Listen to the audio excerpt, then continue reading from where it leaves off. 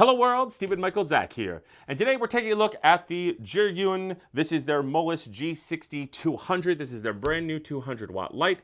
Yes, I am the first to actually do a full review on this. Very excited about that. Now it will cost you this much at the time of the recording of this video. And I did buy this with my own money, so these are going to be my own brutal and honest opinions as always. So let's take a look at what comes inside the box. My own brutal and honest opinions as always. This is new to me.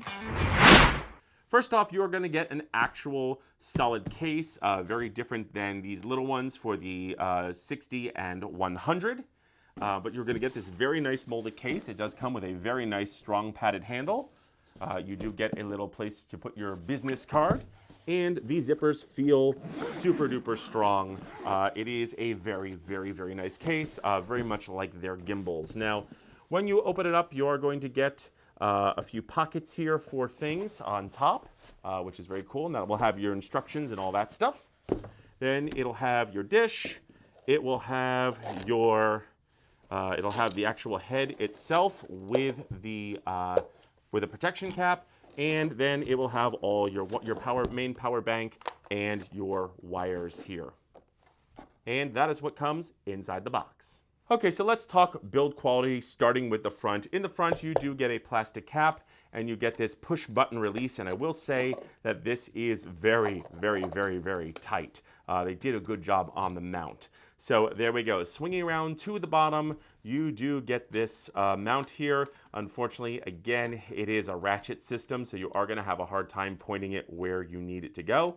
It does have an umbrella holder, so there's that. And these knobs feel okay. They're plasticky. They're just plastic knobs.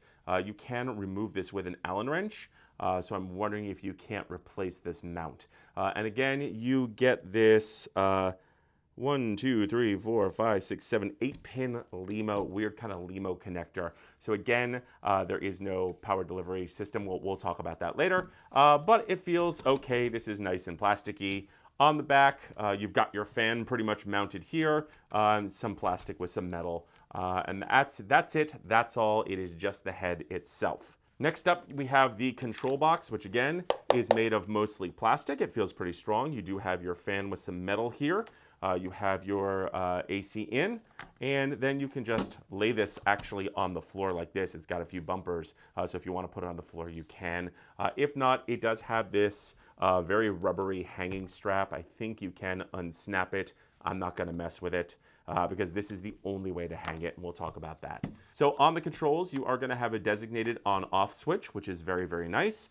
And then you have these two clicky buttons, which pretty much do everything on the back here. And you are going to get a display. We'll take a look at that in a minute. But that is pretty much it.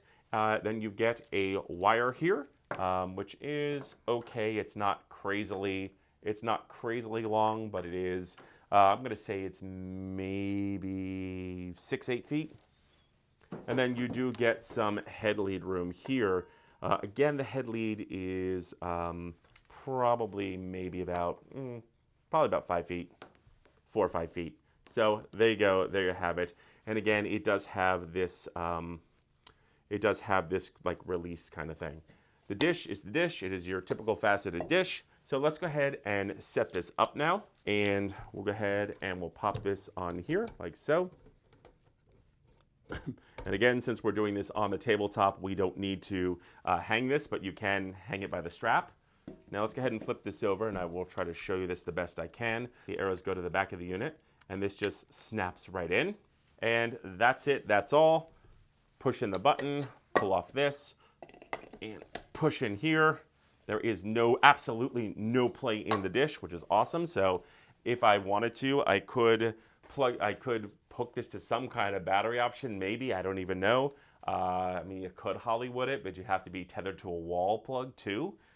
So not really sure why some things are how they are, but there you go. So that is pretty much it. That is the unit. Okay, so let's talk about the control here. Now you do have this on-off switch right there, and immediately this thing goes from 6,500 Kelvin all the way down to 2,700 Kelvin, and from 100 to 0. And it dims quite nicely. Now there is a nifty little feature here with each of these buttons. Let's go down to 0. If you press it, you get 20, 40, 60, 80, and 100% power. We'll stay on 20% power. And over here, you get the 3200, 4300, 5500, and 6500 back to 2700 Kelvin. Now this also has a very nifty little trick, and that is this has a super max mode. If you hold both these buttons in, it will go right to 4300 Kelvin 100%, and that is very, very cool. And then once you're in this max mode, you can go to any color temperature you want, and you are still in the maximum output mode, which is incredibly cool. I can also dim the max outlet. There's 43. We'll change the color temperature. Hold this, and as you can see, it dims down. So very, very, very, very cool that this works the way that it does. So you get actually a little bit more power out of this than you normally would. Okay, so let's have a look at the beam angle with the dish on. And as you can see, there are some outer rings with the dish. Pretty even. You get your hot spot in the middle. This is at 3 meters away. And you're getting rings definitely. The further out you go, the less that is apparent. But again, there are the rings. Now let's go ahead and take the light off. And this is the bare bulb here. And there's some nice little bit of fall off on the edges, but it looks fairly even to me. So not bad at all.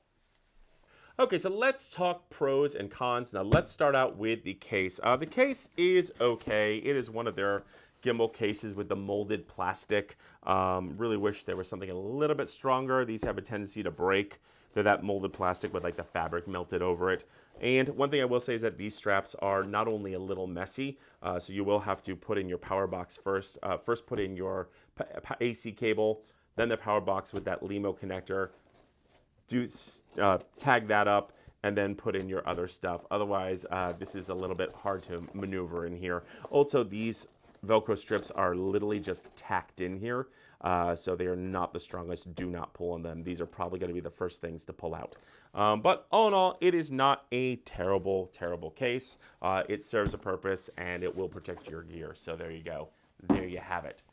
Now, let's move on to the cons of the light, and that first con is this is a very weird 8 LEMO pin connector. I don't know if you could get anything to connect to this. It is long, but is that not that long? It looks like I could probably put this on a sizable C-stand or light stand, and this would be enough. I do wish, though, if I wanted to boom this out on something, which I most likely will, I wish they would make an extended head lead for this. Again, I don't know if they do, but I would like a little bit more head lead. So there you go, there you have it. And the power plug is pretty good. It's plugged in right now. It is fairly long. Again, you can change this with a typical, you can extend this with a extension cord. So there you go. So let's move on to the box here. Not really too many negatives except for this strap. I hate these things. First off, this is made of sheer rubber.